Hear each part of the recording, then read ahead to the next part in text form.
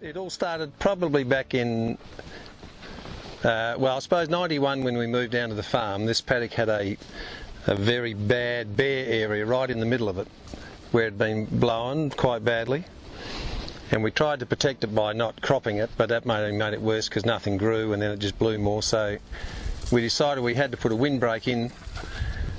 So back in 95 we planted Tagasasti at 50 metre spacings, and that was a really good establishment and all got going very well, except the kangaroos from the salt lake came out about 5 rows on the south side and same sort of thing on the west side, and ate them out. So all the other part of the paddock was covered beautifully with tag and it got going well, but the other side was just bare. So we got a grant to purchase these oil mallees and get them growing, and they've been a great success because kangaroos or nothing has eaten them since they were planted.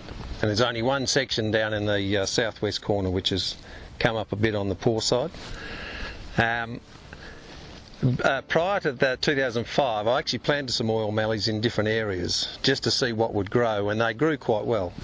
So we decided that this was going to be the only thing that we could get planted that we could actually maybe be a 3-way thing. It's a windbreak, maybe an oil, and also sequestration, I suppose. So it's planted. They're planted to a plan with the rows. The rows are 2 metres apart, and then a 4 metre gap, and then 2 metres apart. So, and it all seemed to fit in just quite by chance because we already had the rows here from the previous planting of Tagasasti. So we just slotted these in, and they filled in the gaps.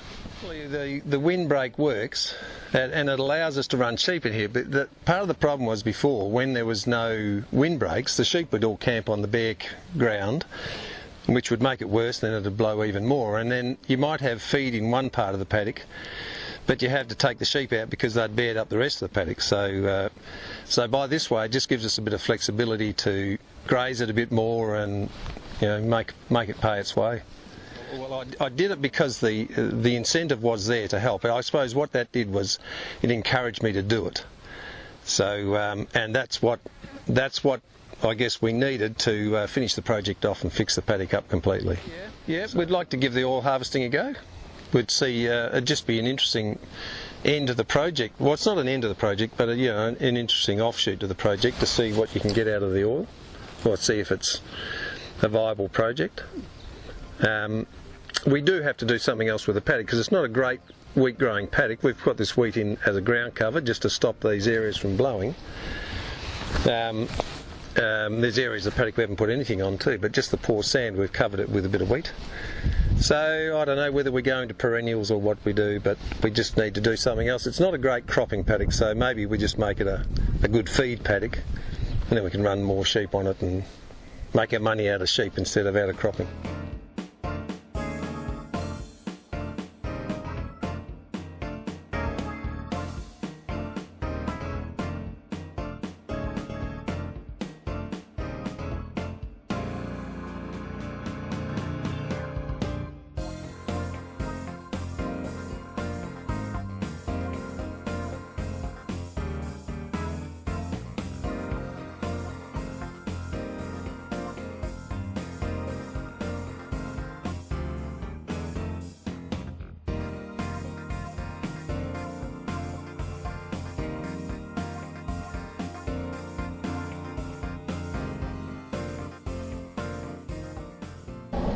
Well, we thought we would try and get some of this waste country into productivity.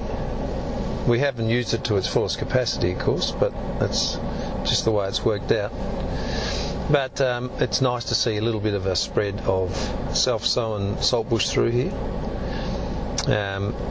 And I think it's got to be mounded to get up and away. It seems to be a bit woody now. It's only because it hasn't been grazed and eaten, kept down low, so it's putting out fresh growth.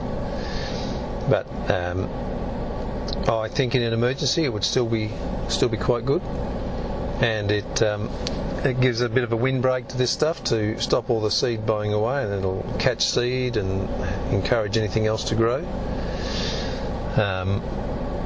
Those mounds of buggers are things to ride over with your motorbike, but I think it's the only way to get it established. If you don't do that, you'll just lose it. It'll just sit in salt water. But it certainly would have a great bit of feed value. I think if there was more of the flat that was like this, which is just a bit waterlogged and not salty, then we'd just plant the whole flat. But there is areas where it's bare salt, which I just don't think it'd be good enough to grow on. So until I can find something to grow on there, I guess that stuff will just have sandfire and anything. As soon as you get a bit of a rise in the soil profile, even if it's not very much, only a couple of feet, then there'll be grass and saltbush, everything will grow on it. But once the roots get down in below that, then they'll hit the salt and then they'll probably die. But get some shallow rooted things in there. I don't know how the roots are on this stuff, but it's quite deep, is it? Dragging the moisture up from depth well. But at least you can get it established, then you can create more of a windbreak, catch more seed and get more things to grow. And it's just a shame that it hasn't quite worked for us to do that, but one of the reasons is we don't have fresh water here, so that's the problem. We've only got salt water on this side of the farm, so they come in and eat the salty stuff. They need that fresh stuff to be able to flush it through the system. So really what we should do is now pull that fence out that's there